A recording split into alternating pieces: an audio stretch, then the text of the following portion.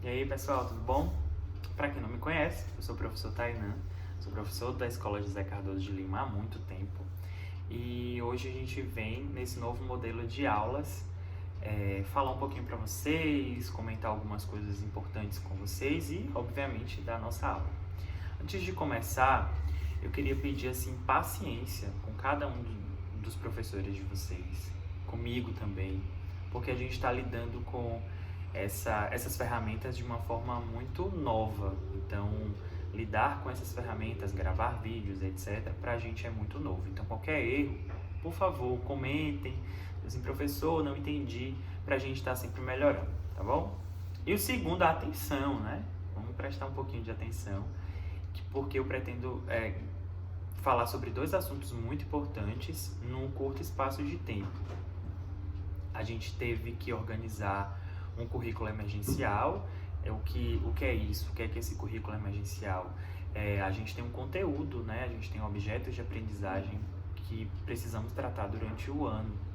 E a gente teve que reduzir isso a um currículo para caber nesse tempo até dezembro, né? Até o final do ano ali a gente teve que dar uma enxugada e falar basicamente aquilo que é estritamente necessário. E também o vídeo é muito curto, até porque, né, essa nova modalidade, para não ficar cansativo para cada um de vocês. Então vamos começar, e aí eu peço paciência e peço também muita atenção de vocês, certo? Hoje eu vou falar um pouco sobre o imperialismo e a Primeira Guerra Mundial. Para entender a Primeira Guerra Mundial, a gente precisa entender o imperialismo, né? Mas o que é esse imperialismo? Como essas coisas elas estão unidas e como essas coisas influenciam uma a outra?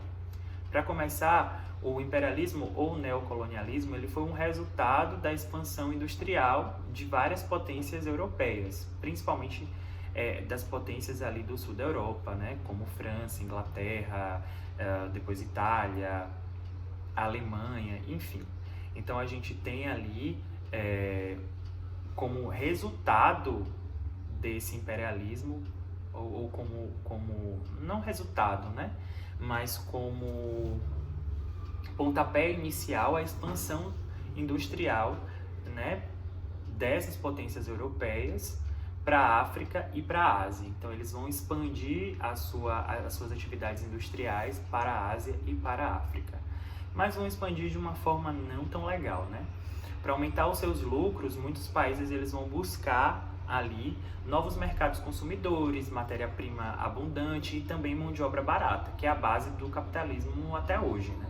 Então, por isso que eles buscam lugares onde tem uma mão de obra muito mais barata, por isso que eles buscam lugares onde tem a matéria-prima também barata e um mercado que vai consumir os seus produtos, porque é, né, através do consumo desses produtos que os capitalistas eles têm lucro.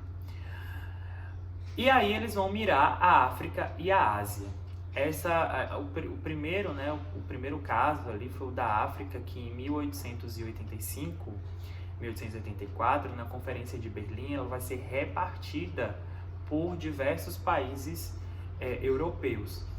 Nesse repartir da África, eles não se atentaram que existiam diversas etnias, que existiram diversos povos, diversas línguas, e repartiram ali atendendo interesses políticos, econômicos, sociais, industriais de cada uma das potências envolvidas, né? Então a gente vai ter a partilha da África acontecendo no final do século XIX.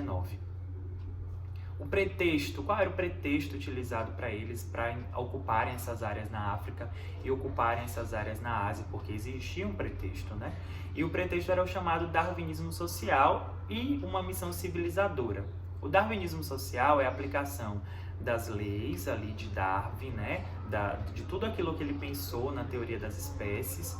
Então, que há espécies, digamos assim, mais evoluídas e outras menos evoluídas, e que algumas são banidas na seleção natural. Então, eles pegaram essas ideias do Darwin e adaptaram à sociedade, aplicaram essa teoria da evolução de Darwin à sociedade.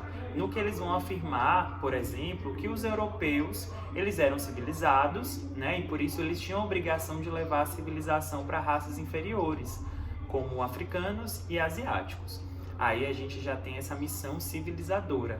Então, se os europeus eram os civilizados, eles tinham por obrigação levar essa civilização para outros povos, né? Entre eles os asiáticos e os africanos. E eles usaram muito dos costumes locais como forma de dizer que eles não eram civilizados, né? Então eles pegavam os costumes locais e diziam, pessoal, essa galera aqui não é civilizada, só observam os costumes deles. Quando na verdade muitos antropólogos eles falam que é a destruição da cultura, né?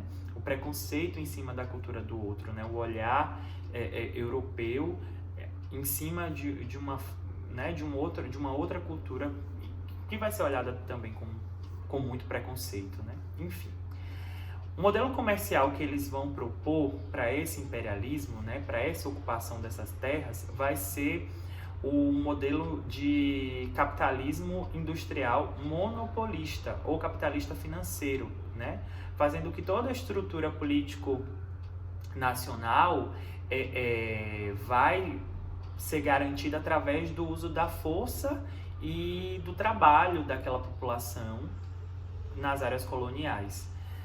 Esses motivos, assim, esse motivo principal, né, do modelo proposto vai fazer com que muitas outras nações também envolvidas nesse processo de colonização da África e da Ásia venham ter brigas ali internas, principalmente brigas em relação ao mercado, em relação ao dinheiro, e isso vai ser um dos motivos para a Primeira Guerra Mundial, certo? Mas vamos falar sobre as principais características ali desse momento de imperialismo, para depois a gente entender um pouco sobre a Primeira Guerra Mundial.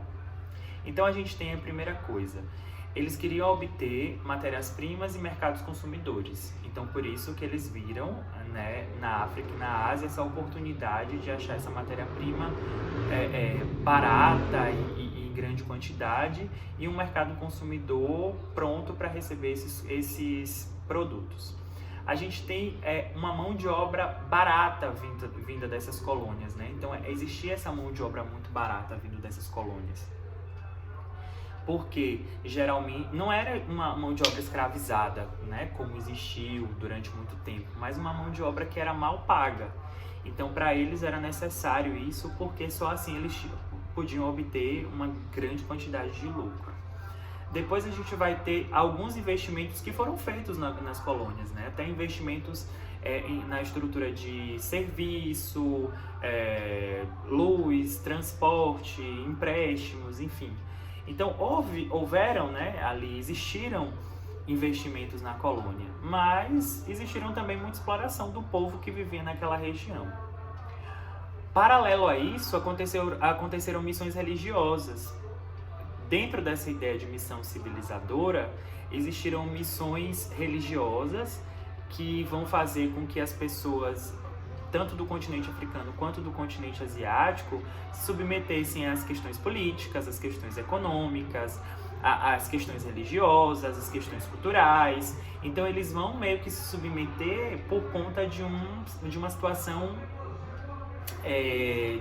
econômica, de uma situação religiosa, digamos assim, né? De uma missão religiosa que vai ocasionar todo esse processo de perda de sua política própria e política local, né? Dos traços econômicos do povo, dos fatores religiosos e assim por diante.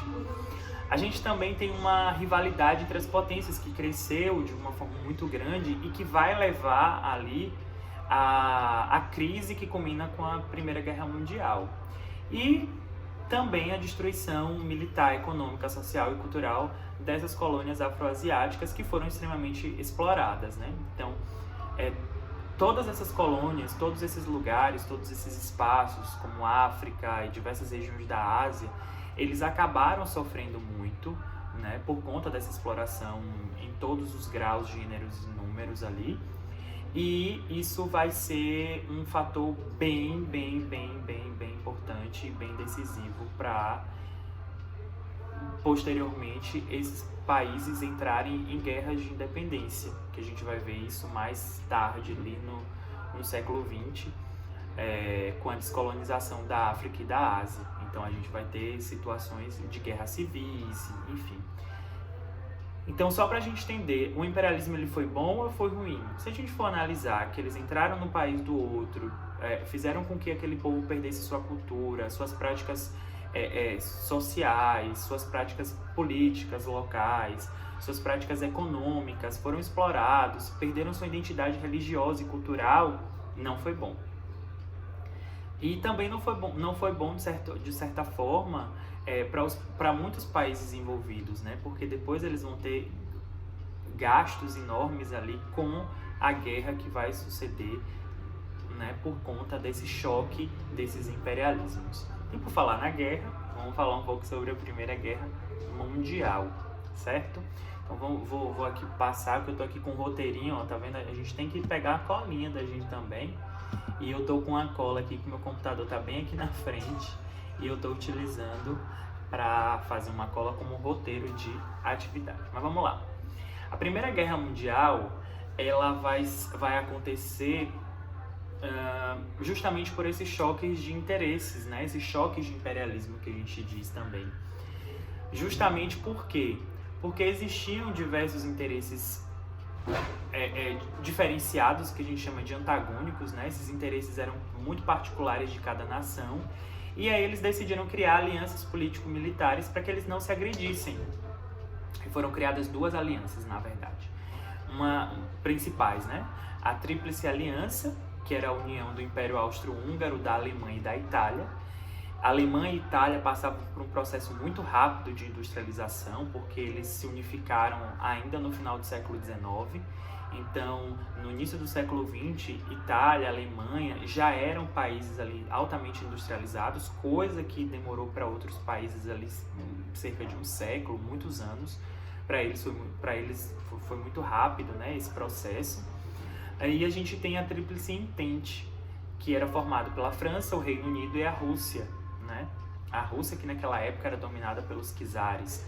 Mas por que Inglaterra com Rússia? Porque existia um grau de parentesco muito grande entre os membros da família real inglesa na época e os membros da família real russa, né? Os czares russos, eles tinham uma relação muito próxima ali e familiar com o rei da Inglaterra na época. Mas vamos lá.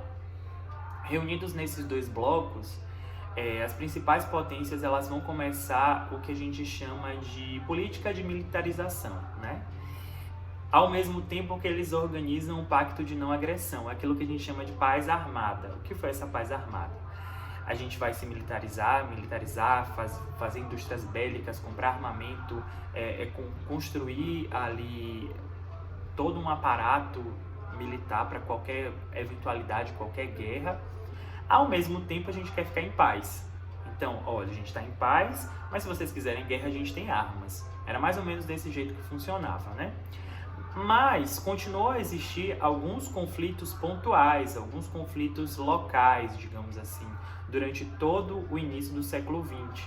Então, a gente tem guerras acontecendo em diversos lugares na Europa, e esses conflitos, eles não pararam de existir por conta de uma série de outras situações que não cabe aqui nesse vídeo a gente falar, tá? Mas como é que vai acontecer a Primeira Guerra Mundial? Qual vai ser o ponto-chave ali desse conflito? Vamos ver aqui rapidinho.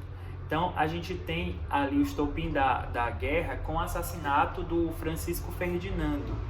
Ele era arquiduque, herdeiro do trono austro-húngaro, e ele foi visitar a capital da Bósnia-Herzegovina, ou Herzegovina, né? Tem gente que fala de duas formas diferentes. E ele estava visitando a capital Sarajevo durante um certo momento, e ele e sua esposa vão sofrer um atentado que vai culminar na sua morte no dia 28 de junho de 1914, certo? A Bósnia, ela tinha sido anexada ao Império Austro-Húngaro em 1808, ou seja, 6 anos antes desse atentado ao arquiduque Francisco Ferdinando, né? E isso vai descontentar a Sérvia, que era um país próximo, que tinha organizado, que teria organizado, na verdade, esse atentado para fragilizar a política do Império Austro-Húngaro, porque matando o herdeiro ia fragilizar ainda mais as questões políticas ali desse Império Austro-Húngaro. O Império Austro-Húngaro, ele então vai declarar guerra à Sérvia, sabendo da situação, e as alianças que foram firmadas entre os países vão colocar essas potências europeias na guerra. Porque assim, O Império Austro-Húngaro declara guerra à Sérvia e os países aliados ao Império Austro-Húngaro, como a Alemanha e a Itália, vão ajudar ele nesse processo de guerra. Em contrapartida, os países que estavam aliados à Sérvia, né, vão declarar guerra ao Império Austro-Húngaro, que era a França, a Inglaterra e a Rússia. E aí a gente começa a ter essas guerras acontecendo, essa declaração de guerra acontecendo em cadeia, né? Então, em 1914, estimava-se que seria uma guerra que duraria até o Natal, quando, na verdade, essa guerra durou mais de cerca ali de 4 anos, né? Então, durou muito mais do que eles imaginavam. As primeiras batalhas da Primeira Guerra Mundial, elas vão se desenvolver nas trincheiras. Então, eram lugares que os soldados, eles cavavam esses buracos, essas trincheiras, eles ficavam atrincheirados durante muitos dias, muitos meses até, e acabavam conquistando pequenos pedaços de terra, porque era uma guerra quase que parada, até que foi nomeada de guerra parada, porque eles tinham pouca mobilidade, então eles não conseguiam andar tanto, né, de um lugar para o outro. E como eles ficaram ali entrincheirados durante dias, ficavam ali, a fome, as doenças ocasionadas pelas condições ali da trincheira, começaram a ser inimigas desses caras que estavam lutando nesse conflito, né? Além disso, eles tinham que conviver com os ratos, com parasitas, com a lama, com o pó, com o frio, com o calor, com a chuva. E as condições não eram tão legais, não. Muitos deles acabavam vendo seus amigos mortos ali, enfim, era uma situação muito feia de se imaginar, imagina de viver, né? Então, esses caras, eles viveram dias terríveis ali dentro daquelas trincheiras e durante muito tempo, ali, 1914, 15, 16, eles tiveram ali basicamente de conviver nesses locais, de viver nessas trincheiras ali para que os conflitos eles continuassem a existir. Em março de 1917, os alemães eles vão afundar alguns navios norte-americanos, porque os Estados Unidos eles comercializavam com a Inglaterra e levavam diversos produtos para a Europa para, digamos assim, continuar sustentando toda essa economia de guerra. Então, durante o conflito, as indústrias dos países envolvidos ali no conflito, né, acabou diminuindo ali a produção, né, porque perderam muitos dos seus trabalhadores, as mulheres entraram no mercado de trabalho para suprir essa necessidade, mas eles acabavam importando muita coisa, né, e quem era o principal parceiro comercial era os Estados Unidos. Então, os Estados Unidos levavam muitos produtos ali para a Europa. E em março de 1917, os alemães vão afundar esses navios norte-americanos, que vai levar com que os Estados Unidos, no dia 6 de abril, declare guerra à Alemanha e entram no combate junto ali à Tríplice Entente, né? O Brasil também vai entrar no conflito pelo mesmo motivo. A gente tem navios brasileiros ali também afundados durante esse conflito. E a Rússia ela vai se retirar porque estava vivendo ali uma revolução socialista em 1917. Então a Rússia vai se retirar do conflito, ao passo que os Estados Unidos e Brasil entram ao lado da Tríplice Entente para fortalecer e no fim eles acabam ganhando o conflito, né? Acabam vencendo essa guerra. Os perdedores, que eram a Tríplice Aliança, né? Então a Alemanha, Itália e o Império Austro-Húngaro, eles tiveram que assinar um tratado, que ficou conhecido como Tratado de Versalhes. Esse tratado ele foi assinado em 1919. A Alemanha ela ficou sendo a maior responsável pela guerra. Então, a Alemanha teve seu exército reduzido, sua indústria bélica controlada, enfim, teve que devolver à França um território que ele tinha conquistado lá em 1870, que era a Alsácia-Lorena, além de ter que pagar um prejuízo da guerra, né, praticamente sozinho aos países vencedores. O resultado do conflito foi cerca de 10 milhões de mortos, então foi muita gente que morreu, muita gente que ficou ferida, e a destruição da produção agrícola, da produção industrial e muito prejuízo econômico para esses países envolvidos no conflito, né? Todo esse processo, todos esses desacertos da Primeira Guerra vão aprofundar crises muito importantes durante o século XX e vão ser os responsáveis para que uma nova guerra acontecesse em 1939, a Segunda Guerra Mundial. Mas sobre ela a gente fala no próximo vídeo. Eu vou deixar uma atividade na descrição. É um formulário muito simples, de múltipla escolha, para vocês responderem, para eu ver aí se vocês entenderam realmente o assunto. E na próxima semana, no nosso próximo vídeo, antes de começar, a gente vai fazer essa correção, tá bom? Aí eu faço a correção dessas atividades e a gente vê aí o que é que acertou, o que é que não acertou, por que tá certo, por que não tá certo, e a gente começa o nosso próximo vídeo, certo? Espero que vocês tenham conseguido me aguentar até aqui. Um beijo. Até mais. Paciência e atenção. Tchau.